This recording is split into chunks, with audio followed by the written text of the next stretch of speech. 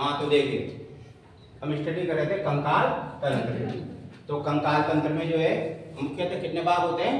2 भाग। एक तो होता है अक्षय कंकाल और एक होता है अनुबंधी कंकाल। अक्षय कंकाल का अर्थ है ऊपर वाला भाग जो रहता है ना वो क्या कहलाता है? अक्षय भाग कहलाता है। और अनुबंधी का मतलब जो बंधा रहता है, जो बंधा रहता है परस्पर या जुड़ा रहता है वो क्या कहलाता है? अनुबंधी कंकाल कहलाता है। आप देखिए अक्षय कंकाल में याद रखिए कि ये 4 भाग आते हैं। नंबर 1 में करोटी यानी कि एक खोपड़ी वाला हिस्सा, और दूसरा है कशेरुक दंड यानी कि रीढ़ की हड्डी जो खोपड़ी से जुड़ करके पीछे आप देख रहे हो ना यहाँ तक आती है, तो ये भी अक्षय कंकाल में आती है यानी कशेरुक दंड। इसको रीढ़ की हड्डी भी कहते हैं, इसको मेरुदंड भी कहते हैं। 2 नाम ही याद रखना, कशेरुक दंड, मेरुदंड और रीढ़ की हड्डी भी इसको कहा जाता है।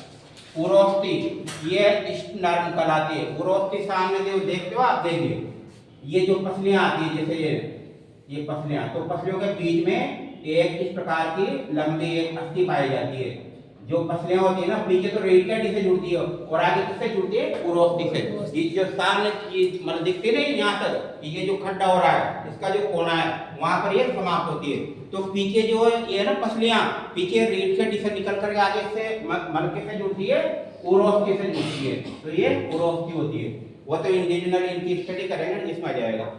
तो उरोस्थि का एक और नाम है अपना इष्ट नर्म कहते हैं इसको, है ना। बहुत सी बार अंग्रेजी में आता है उरोस्थि नहीं आया, इष्ट नर्म में आ गया लिखा हुआ है ना इस प्रकार से। और जो पसलियां होती है ये क्या कहलाती है? रिब्स कहलाती है। क्या कहलाती है? रिब्स। मानव में कितनी जोड़ी पसलियां पाई जाती है? 12 जोड़ी पसलियां पाई जाती है। कितनी? 12 जोड़ी, जिसमें से 7 जोड़ी तो क्या रहती है? वास्तविक पसलियां। क्या रहती है? 7 जोड़ी क्या रहती है? वास्तविक पसलियां कहलाती है। और 3 जोड़ी, कितनी? 3 जोड़ी जो पसलियां हैं ये क्या कहलाती है? ये कहलाती है आभासी या कूट या फिर झूठी पसलियां कहलाती है। और अब कितनी जोड़ी बची? हाँ 2 जोड़ी। तो 2 जोड़ी जो पसलियां है वो क्या कहलाती है? ये कहलाती है मुक्त पसलियां। मुक्त या तैरने वाली पसलियां कहलाती है। इसमें देखिए 7 जोड़ी जो पसलियां हैं इनको मतलब वास्तविक रूप से जो है ना आभासी पसलियां वास्तविक पसलियां क्यों कहते हैं? क्योंकि ये 7 जोड़ी पीछे रीढ़ की हड्डी से निकल करके और सीधी किससे जुड़ती है? उरोस्थि से जुड़ती है। पीछे रीढ़ की हड्डी से निकल करके और आगे किससे जुड़ती है? उरोस्थि से जुड़ती है। इसलिए इसे क्या कहते हैं? याद रहेगा ना अच्छी तरह से, क्या कहते हैं? वास्तविक पसलियां कहते हैं। अब आइए इस पर 3 जोड़ी आभासी या कूट पसलियां कहलाती है। तो ये 3 जोड़ी आभासी या कूट क्यों कहते हैं? देखे पीछे तो ये रीढ़ की हड्डी से क्या है जुड़ करके निकलती है, लेकिन आगे किससे जुड़ती है? 7वीं जोड़ी की जो पसली है उससे जुड़ जाती है। 2 और ये 3 कौन कौन से नंबर की जुड़ी है? भाई 7 हो ही जाता है, तो यहाँ पर ये 8, 9 और 10 तो ये ना 3 जोड़ी। देखो 3 जोड़ी, 7वीं जोड़ी तो उससे जुड़ रही है ना, लेकिन ये जो पसलियां होती है ये क्या होती है? पीछे तो रीढ़ की हड्डी से प्रारंभ होती है निकल कर, लेकिन आगे किससे जुड़ जाती है? 7वीं जोड़ी की पसली से जुड़ जाती है। इसलिए इनको क्या कहते हैं? आभासी या कूट या फिर झूठी पसलियां कहते हैं। अब इसके बाद है 2 जोड़ी। वही पीछे जो 2 जोड़ी लास्ट वाली, तो 2 जोड़ी जो निकलती है पीछे तो किससे निकलेगी? रीढ़ की हड्डी से निकलेगी, लेकिन आगे किसी से भी नहीं जुड़ती है, स्वतंत्र रहती है। तो ये देख रहे हो ना साइड में जो ये रहती है, तो पीछे तो आ रही है रीढ़ की हड्डी से, लेकिन आगे क्या है? मुक्त है, इस प्रकार से स्वतंत्र है ये। तो ये आमाशय को और जो होते हैं ना दूसरे भाग आते हैं उनको बचाने का कार्य करती है इस प्रकार से। तो ये हो गया अपने पसलियों का। आया क्या समझ में? पिछले एग्जाम तक मुझे याद है जिन्होंने ध्यान रखना याद हो गया अपने बात को, कि भी थपड़े दे दे के अगर बुलाए ना जब भी एक आध तो नहीं भूलेगा मान को, है ना इस प्रकार से है। अब आगे बढ़ते हैं। अनुबंधी कंकाल जो परस्पर जुड़ा रहता है या बंधा रहता है। इसमें दो भाग आते हैं, एक तो दोनों खंडे जो है ना वो तो क्या कहलाएंगे, अंश मेखला कहलाते हैं। दोनों खंडे क्या कहलाते हैं, अंश मेखला कहलाते हैं। और दोनों जो फूलों की अस्थियां हिप, फूलों का अंग्रेजी में क्या कहते हैं, हिप कहते हैं। तो दोनों फूलों की जो अस्थियां हैं और ये है ना बेक वाला भाग, ये कमर वाला हिस्सा, वो क्या कहलाता है, सोनी मेखला कहलाता है। क्या कहलाता है, सोनी मेखला। अब इसको चलते हैं अंश मेखला। इसमें दोनों कंधे और हाथ आते हैं, याद रखना, दिमाग पे टोला की तरह से दोनों कंधे और हाथ आते हैं इसमें। अब देखिए अंश मेखला जो है उसमें 3 प्रमुख अस्थियां पाई जाती है। वे देखा जाए तो दो ये मेन, तो ये तीसरी तो मैंने स्टार्ट में लगा दिया ना, तो ये तो इसी के बाद है, लेकिन मेन 2 अस्थियां होती है किसमें, अंश मेखला में। जैसे देखिए ये कंधे वाली जो अस्थि है इस प्रकार से त्रिकोणाकार रहती है। कंधे वाली अस्थि क्या रहती है, त्रिकोणाकार, और इस पर एक अस्थि ऊपर ऐसे निकलती है। ये जो यहाँ पर जो उरोस्थि आती है ना, उरोस्थि यानी पसलियां, उससे आकर के जुड़ती है। तो ये इसका एक और नाम, इसको क्या कहते हैं, कोलर अस्थि भी कहते हैं। क्या कहते हैं, कोलर अस्थि। और इसी का एक नाम है कलेविकल। क्या कहते हैं, कलेविकल, कलेविकल भी कहते हैं। इस प्रकार से याद रखिए। तो ये अंश मेखला मसूरी अंश फलक, ये पूरा का पूरा जो है ना त्रिकोणाकार कंधे में जो अस्थि रहती है वह क्या कहलाती है, अंश फलक कहलाती है। क्या कहलाती है, अंश फलक। और ऊपर की तरफ जो है ना लंबी बेलनाकार जो अस्थि पाई जाती है ये क्या कहलाती है, जत्रुक या कलेविकल कहलाती है। और अब यहाँ से इसी के बाद जो है ना कंधे से क्या निकलती है, अग्रपाद की अस्थियां निकलती है। क्या निकलती है, अग्रपाद की अस्थियां। वहां दिखाई नहीं देगा, मैं यहाँ लिख के बता दूंगा। तो देखिए अग्रपाद की अस्थियों में ये तो है वही अभी आप बनाया था ना, क्या है ये, अंश फलक। क्या है ये, अंश फलक। इसके अंदर एक गड्ढा रहता है, इसको ग्लिनाइड केविटी कहते हैं। क्या कहते हैं, ग्लिनाइड केविटी, ग्लिनाइड केविटी कहते हैं इसको। क्या कहते हैं, ग्लिनाइड केविटी। और इस ग्लिनाइड केविटी में ये जो खंदे वाला भाग है ना, ये अपना जो खंदे वाला, तो खंदे वाला भाग वो उस अस्थि का क्या नाम है, होमरस। क्या नाम इसका, होमरस। ये जो मैं अभी बना रहा हूँ क्या है, ये होमरस। याद रखना, खंदे, एक खंदे से लेकर के कोने तक जो अस्थि आ रही है क्या है, ये होमरस। और ये जो गड्ढा है ना जिसमें ये अस्थि फिट हो रही है वो क्या कहलाता है, ग्लिनाइड केविटी। और ये होमरस, होमरस। और इसके बाद देखिए होमरस के बाद फिर यहाँ पर एक पटेला अस्थि, और यहाँ पर इसके जो है ना इस टाइप की 2 अस्थियां निकलेगी। यहाँ से 2 अस्थियां निकलती है, एक तो छोटी एक बड़ी, जो आगे यहाँ कलाई वाला हिस्सा है ना, कलाई वाला यहाँ आकर के मिल जाएगी वापस ये। लेकिन यहाँ बीच में गैप है, दोनों अस्थियों के बीच में गैप होता है। तो इसका नाम तो गया होमरस, और ये कहलाएगी रेडियस अल्ना। आगे वाली रेडियस, पीछे वाली अल्ना, तो रेडियस अल्ना कहलाएगी, रेडियस अल्ना। और इसके बाद देखिए ये कलाई की अस्थियां आ गई, जो क्या कहलाएगी, कार्पल। नाम लिख रहा हो कहीं, देखो रेडियस अल्ना के बाद नाम आ गया ना कार्पल, तो ये कार्पल अस्थियां। ये अब कार्पल के बाद मतलब क्या आएगी, हाँ मेटाकार्पल। कौन सी वाली, ये वाली जो हथेली है ना, केवल ये वाले अलग है, ये वाले हथेली, तो ये क्या है, ये मेटाकार्पल। तो इसमें भी विभाजन रहता है अलग अलग। चक्कर पड़ेगा, अंधेरा हो गया।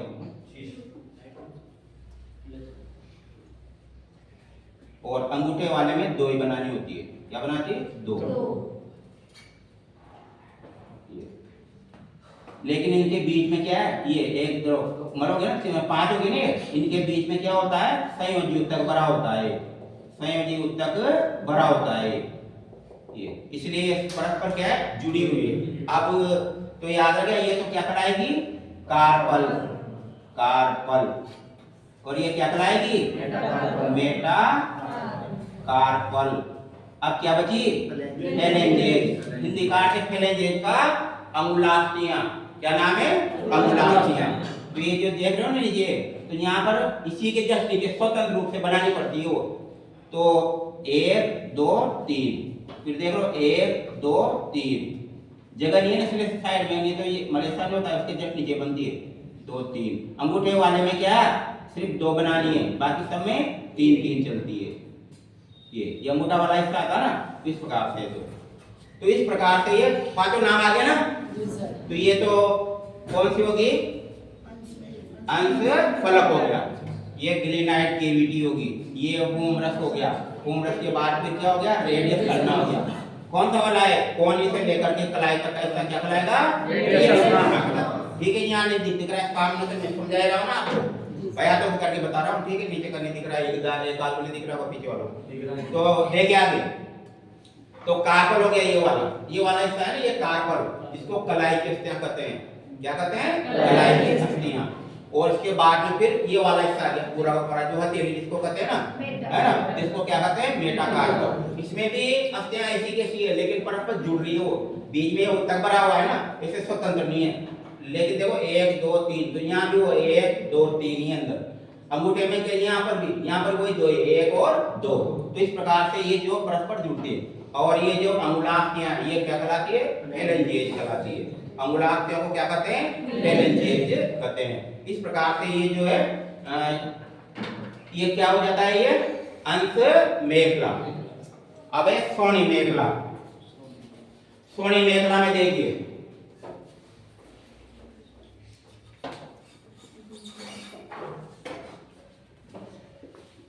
अंधेरा हो गया उसमें, तो अंधेरा आता है,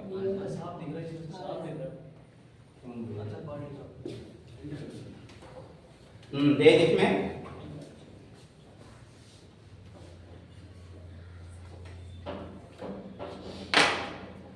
तो क्या था, श्रोणि मेखला। तो श्रोणि मेखला में इस प्रकार के 2 अर्धांश मिलते हैं। ये 2 अर्धांश यानी 2 फूलों वाली अस्थियां होती है।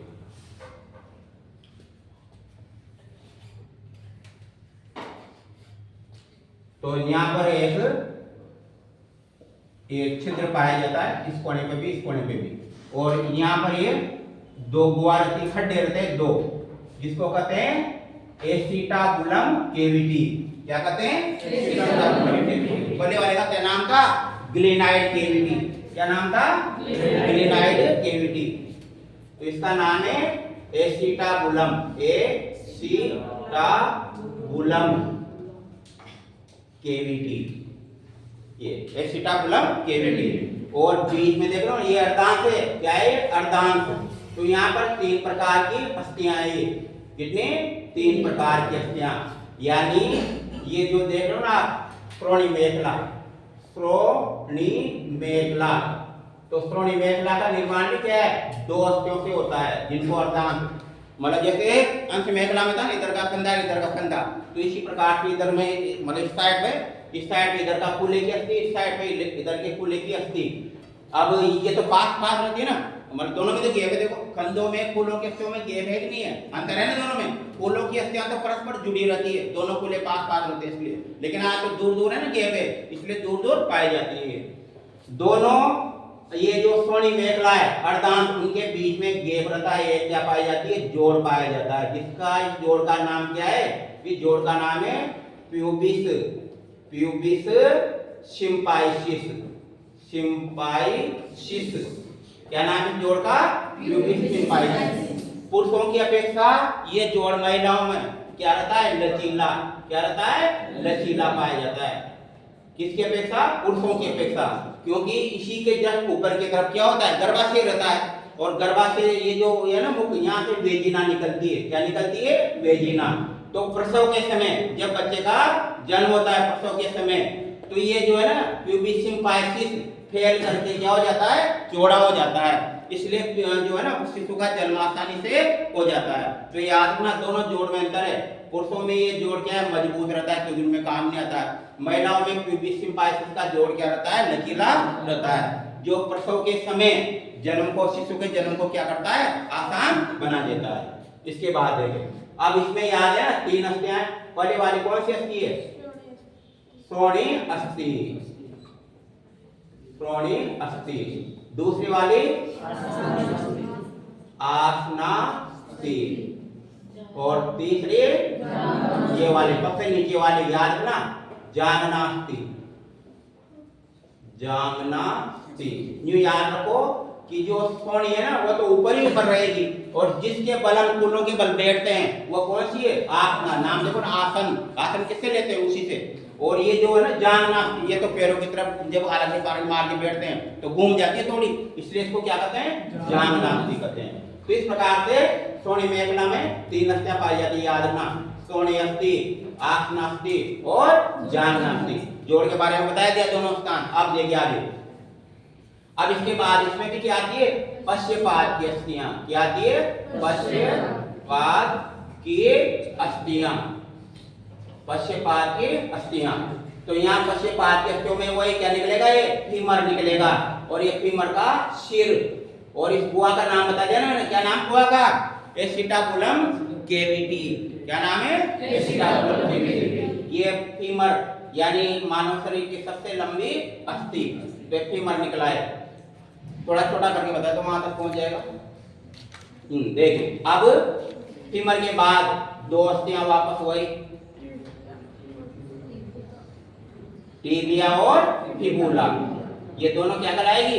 ये तो हो गया फीमर, ये क्या कहलाएगा? Tibia fibula, fibula. और इसी के नीचे फिर कौन सी? टखने की अस्थियां। देखा हुआ ना टखना, तो टखने को क्या बोलेंगे? Tarsal, tarsal. और फिर तलवे की अस्थियां, तो 1 2 3, फिर 1 2 3, 1 2 3, 1 2 3, और 1 1 2 अंगूठे की। फिर ये क्या होगी? क्या कहलाएगी ये? मेटाटार्सल। नाम भी उनके अकॉर्डिंग है। इसमें टार्सल हो जाता है, उसमें कार्पल आ रहा था, तो मेटाटार्सल। और इसके बाद इनकी अंगुलांकियां फैलेंगे, 1 2 3, 1 2 3, 1 2 3, 1 2 3, और अंगूठे में वही 1 1 2। इस प्रकार से। और ये क्या कहलाएगी? क्या कहलाएगी? फेलेंजेज। तो आया कि नहीं समझ में? इस प्रकार से ये था।